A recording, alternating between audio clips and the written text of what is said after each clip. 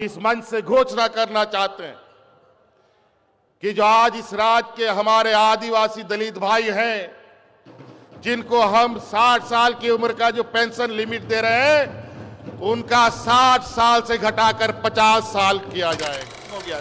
सिर्फ वृद्धा पेंशन ही नहीं,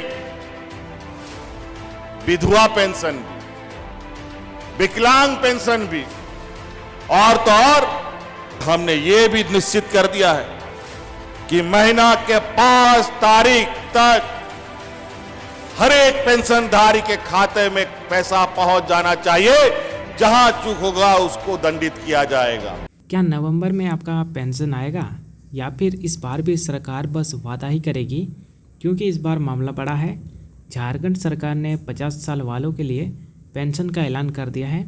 आप सभी को पता है कि झारखंड में पेंशन का जो लिमिट है वृद्ध लोगों के लिए वो 60 साल था, लेकिन अब झारखंड सरकार ने 50 साल वालों को पेंशन देने का ऐलान कर दिया है। लेकिन हकीकत में क्या सभी को मिलेगा पैसा?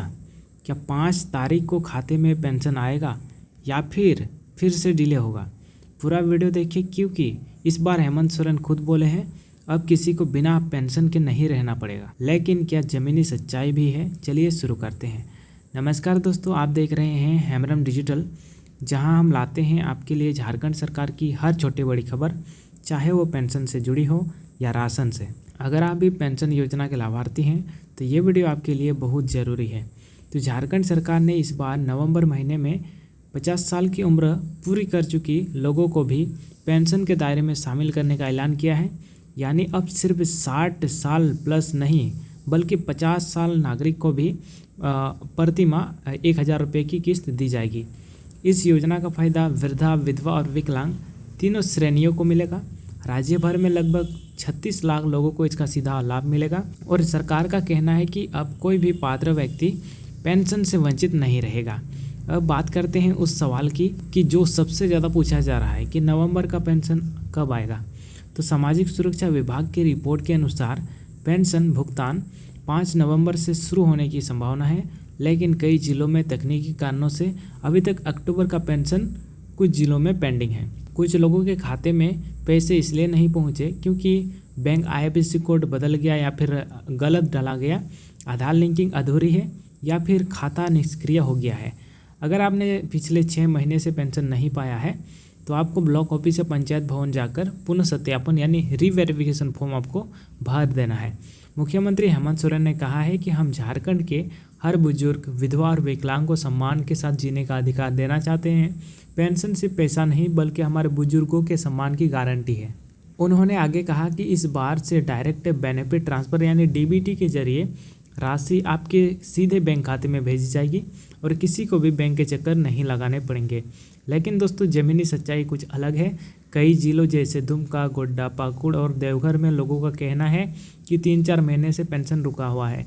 कई विधवा महिलाएं, बुजुर्ग और विकलांग लोग हर महीने बैंक जाकर लौट आते हैं खाली हाथ।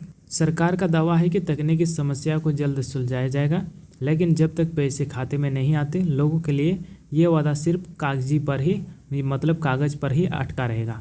अब सवाल आता है 2500 रुपये वाली नई पेंशन कौन कौन पा सकेगा?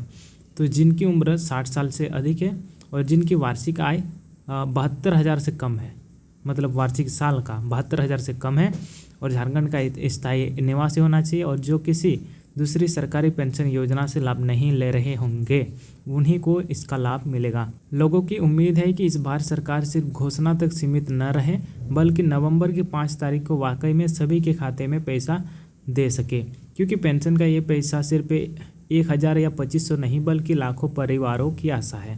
दोस्तों, अगर आप चाहते हैं कि झारखंड सरकार तक आपकी आवाज़ पहुंचे तो इस वीडियो को ज़्यादा से ज़्यादा शेयर कीजिए और अगर आपके खाते में अब तक पेंशन नहीं आया है तो नीचे कमेंट में लिखिए मेरा पेंशन रुका है, ताकि हम आपकी बात अगले वीडियो में उठा सकें। आप देख रहे हैं हेमरम डिजिटल, जहां सच्ची खबरें और जनता की आवाज़ मिलती है एक साथ। फिर मिलते हैं अगले वीडियो में, तब तक के लिए जय हिंद, जय झारखंड।